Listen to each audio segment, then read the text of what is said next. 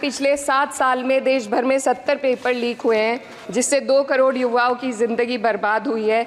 NEET, net और अन्य ऐसे पेपर लीक से हमारे देश की परीक्षा कराने वाली संस्थानों की छवि पर गहरा धब्बा लगा है और जिसके कारण देश के युवा का इस सरकार के निष्पक्ष परीक्षा कराने की क्षमता से भरोसा उठ चुका है। इसी के संदर्भ में एनसीआरबी की जो स्टूडेंट सुसाइड रेट है वो 7.6 हो गई है, ऐसा 2022 की रिपोर्ट में बताया गया था। मेरे संसदीय क्षेत्र कैराना में आपके माध्यम से सरकार से मैं मांग करती हूँ कि विजय सिंह पथिक डिग्री कॉलेज कैराना में बीएड, एलएलबी जैसे कोर्सेज शुरू किए जाने चाहिए, जिनसे युवा और महिला अपने रोजगार खुद ढूंढ सके। जनपद शामली के कैराना और ऊन में और सहारनपुर के नकुड़ में गर्ल्स डिग्री कॉलेज और गर्ल्स हॉस्टल खोले जाएं।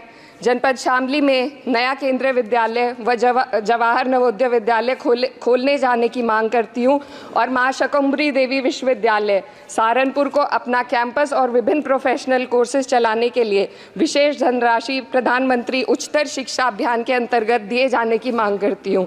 उत्तर प्रदेश राज्य में शिक्षा मित्रों का संयोजन अध्यापकों के पद पर किया जाए ताकि प्राइमरी एवं जूनियर हाई स्कूलों में शिक्षकों की कमी को दूर किया जा सके। धन्यवाद। I rise to speak on the demand for grants of the Ministry of Education.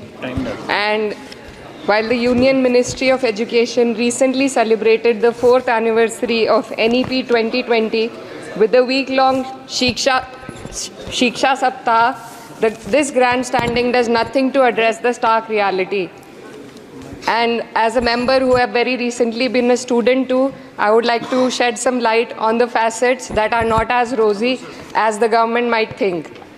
Despite NEP 2020's clear directive and the Kothari Commission's long-standing recommendation for 6% of GDP in education, the Ministry of Education's allocation is less than half of what has been recommended. The biggest cut has been for the University Grants Commission, which saw a 61% dropping from 6,409 crores to only 25 crore this time, which will affect the higher education of our country. And in 2020, India's average learning adjusted years of schooling was 7.1 years, lagging behind countries like Mexico, Kenya, Sri Lanka, Iran, UAE, and even Palestine. The foundational skills are alarmingly weak among 14 to 18-year-olds. About 25% of those surveyed couldn't read a standard 2 level text in their regional language, and only 43% could solve a simple division problem. Shockingly, nearly 43% of undergraduate students also struggled with basic division. This report is a testament to the fact that in reality our education system has failed to educate a large section of the population, especially students from underprivileged backgrounds dependent on state-run education. So, Speaker ma'am, higher education, especially for women, is crucial to gaining empowerment and employment.